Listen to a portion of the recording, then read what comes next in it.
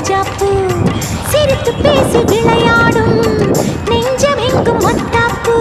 இன்னும் மந்திவானில் பச்சை கிளி கூட்டம் என்ன சொல்லி பறக்கிறது. நம்மை கண்டு நானே இன்னும் கொஞ்ச தூரம் தள்ளி தள்ளி போகிறது.